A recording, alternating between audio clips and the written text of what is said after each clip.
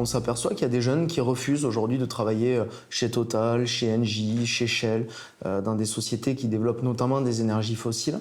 Est-ce que ça veut dire qu'il faut arrêter de coopérer avec elles ?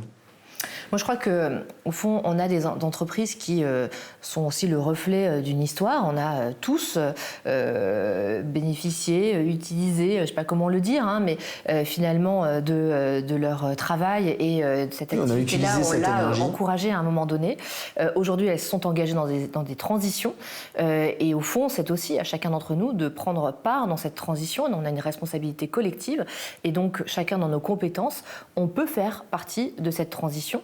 Et les activités qu'on a peuvent toutes concourir à cette transition collective. Et donc, je crois vraiment qu'au contraire, si on a des ingénieurs qui sont pleinement convaincus de cette transition qu'il faut pouvoir opérer, eh bien qu'ils mettent leurs compétences à profit de cette transition énergétique. On en a besoin parce qu'elle va être très forte. On doit être leader en la matière. La France doit être leader. L'Europe doit être leader parce que ce sont des enjeux aussi d'avenir et de compétition internationale.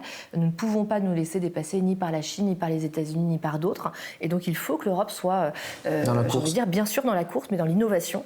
Et donc, on a besoin de ces compétences-là des jeunes et de leur engagement et quelque part de leur intransigeance en la matière.